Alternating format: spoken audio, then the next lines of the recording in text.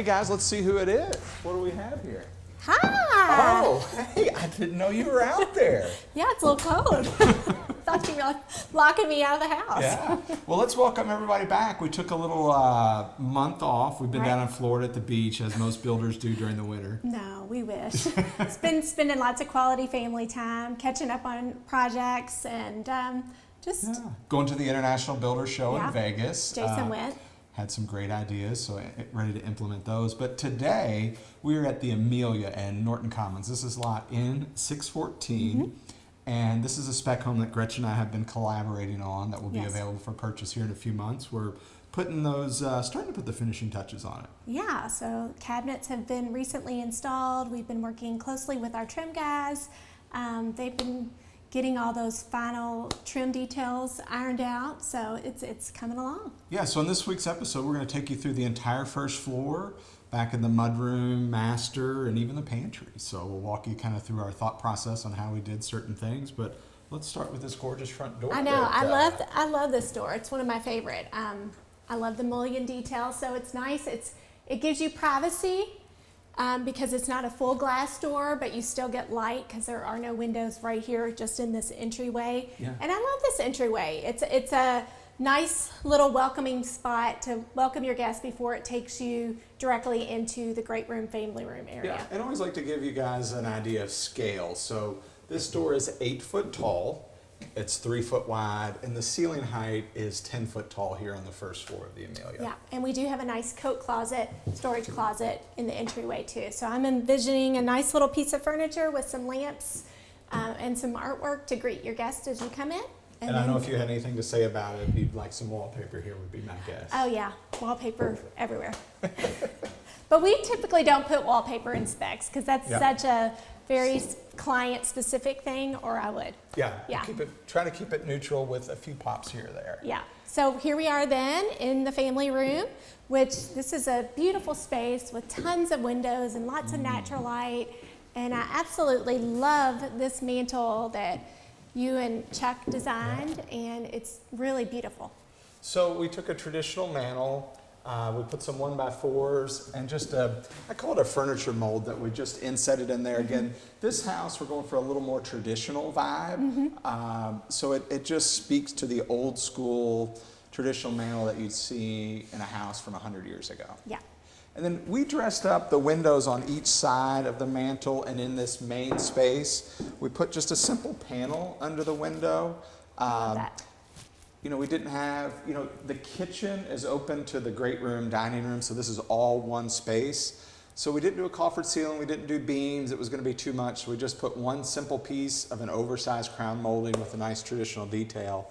So we just wanted to pop a few details in to help this space out. Which is why people love your homes, because you always pay attention to those little details. Well, speaking of traditional details, let's go talk about your baby over there on the stairs. Yes, so I love this staircase. I think it's turned out really beautiful. Again, like Jason said, it's something timeless and traditional, I think, that you would see in an older home. So we'll keep the spindles white, and then we're still deciding if we're going to stain or paint the handrail here. I think we will probably, we went with the, this is all white oak on this one, so this one can be stained, and it's sturdy. It's so good and sturdy. Yeah.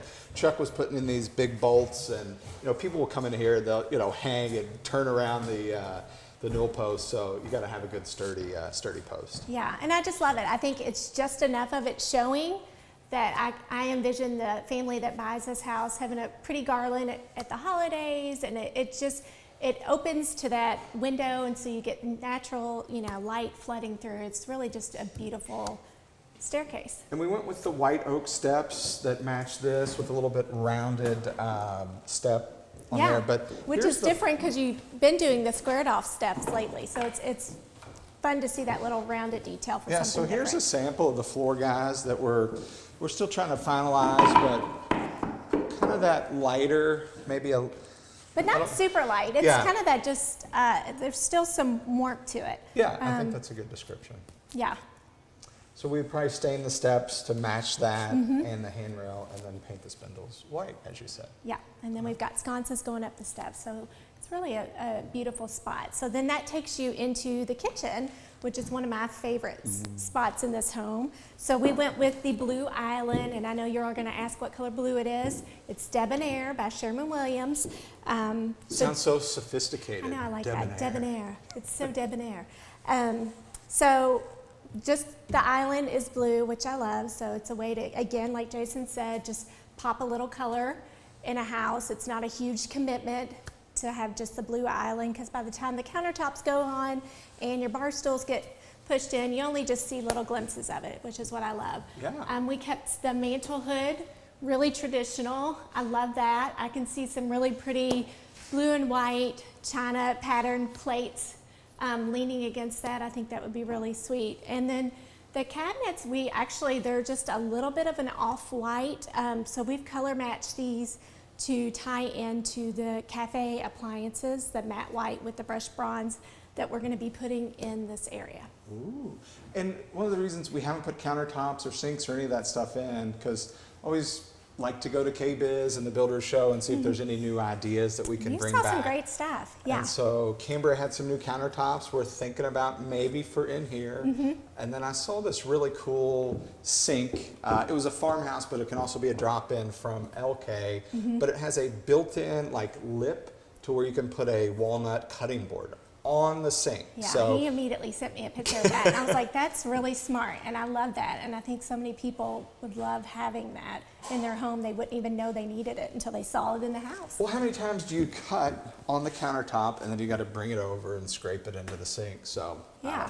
thought we'd try it out. Well, and you're see how always it at the works. sink anyway when you're cutting and prepping, Yeah. you know, because you're washing vegetables off or fruits off or anything really. So that it's kind of like an all-in-one spot. And of course, we've got our favorite windows over the kitchen sink. I It's do love almost that. a must-have these days. Yeah, and it's bringing in, again, this home has tons of natural light, which I love. We've got your typical, you know, pull-outs for silverware. We've got a pull-out drawer for your spice racks. Ample storage all throughout, because you guys see this is one big door. We built it so it looks like two separate, but it's actually one big door. So tons of storage. I mean, I would need a step ladder to reach up there. And we went with it's a full overlay door style. It's not inset, but it almost has the look and feel of the inset. We Right. still have a large piece of crown molding that's going to go up there to cap off this this space. But Yeah, we'll have under cabinet lights, Yeah. a nice backsplash that I'm finalizing. So, where are the plugs at? and the plugs are hidden up here, which is one of my favorite things to yeah, do. if Gretchen's on your project, she is a stickler for those. Yeah, so. I like to have the plugs up here. Well, if you're putting that signature backsplash in, you might as well hide the plugs and really showcase, especially if there's some pattern or design in that cabinet or Right. in that tile design. Yeah. I do want to show the pantry here. It's a little dark and lonely in there at the time, but we like to build our cabinets out of wood shelving in those pantries, just because, you know, we make the bottom shelf a little bit taller for those taller cereal boxes, and then they get a little bit smaller as they go up. So as the items get a little smaller, Yeah. the shelves get a little bit Yeah, smaller. this is a really nice size pantry.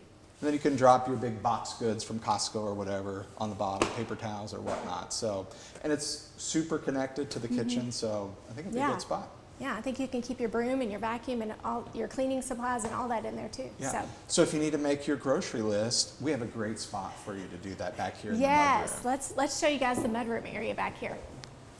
So back here, tucked in the hallway, we have just a sweet little powder room right here, which is nice. So we've got a really cool vanity that's going in there. And then back here is a really nice sized mudroom.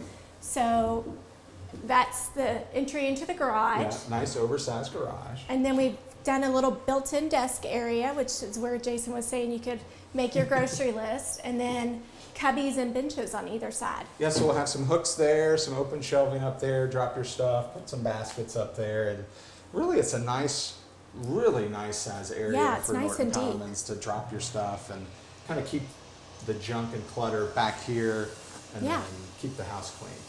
And then also back here, speaking of keeping the house clean, is your laundry room, which is great. So we put in this oversized laundry room. It's got really pretty white cabinets, gold fixtures. So it's really oversized and nice. So this is a great space back here. So we have mudroom, laundry room all in one spot, which is great for a family. I was testing out that bench. I know. It's just the right height. It's perfect.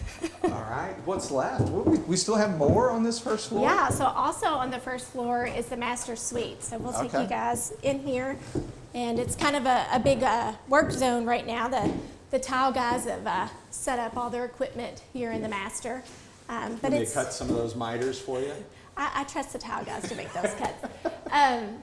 But it's towards the back of the house, which is nice. And again, we have these beautiful windows, and you guys did a nice job with the ceiling detail in here. Yeah, just added just a simple bed mold to the ceiling just to give it a little dimension. We added a tray up there, so we'll have probably a chandelier. You could put a fan if some people like a fan, but we will spec it out with a chandelier. We do wire that for 2 wires, so if you do want to do a fan light, you can. Right, that's smart. But we always think the chandelier looks awfully charming. Yeah. So, the guys have been prepping the shower and the floor, so they're getting ready to start laying the master shower floor. Oh, we're not doing orange floors? The Clemson fans will be disappointed. I know. But come on into the master bath, guys. Yep. So here we are in the master bath. These are the actual floors that are going in the main part of the bath. So it's this really pretty honed marble floor, which I love. It's just beautiful, and it's got a little bit of movement in it. And then if you can see over here that we've decided to put this in the shower floor, because again, when you're in the shower floor, you need something that has a lot more grout lines than what's going on the perimeter here. So we did this nice little traditional floral gray and white marble pattern, which I absolutely love. It's one of my favorites. And the shower is huge. It's like 6 foot by 4 foot, so it gives you ample room to just prepare for the day or wind up your day. And we did traditional oversized subway in the shower, because again, like Jason said, just keeping this house with a more traditional feel to it. And then we have a double vanity with a drawer stack in between, so you can have his and her sides. And then a nice walk-in master closet. And then of course we've got the toilet tucked away separately in its own little space. And we did some wood shelving in here. We've got some double hang, single hang, then we got a rack for your shoes. And then the shower, one thing you can't see from this angle, but we've got a couple shelves that Gretchen's picked out up high for shampoo bottles and whatnot.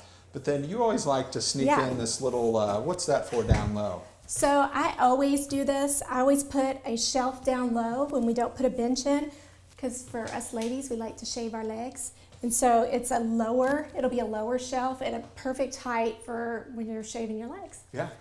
Well, let me just get in the shower with you and give people a sense of the scale of this room as we wrap up this episode of Building a Better South. So anyway, this is the Amelia in Norton Commons, lot 614. It's actually on Passion Flower Street. What a cool name. That could be your street name. Yeah. Did you guys know that all the names of the streets in Norton Commons are named after florals? Ooh, that's Except cool. for Meeting Street and Norton Commons Boulevard. Yeah, so that's pretty neat. You definitely would like that. Yeah, I love florals.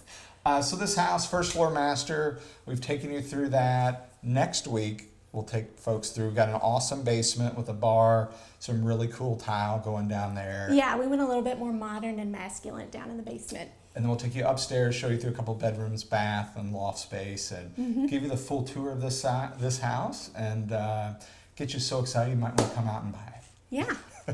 So if folks want to follow you or find more about you, how can they find you? You can find me on Instagram under Gretchen Black. And I'm Jason Black with Artisan Signature Homes, and together We're building a better South.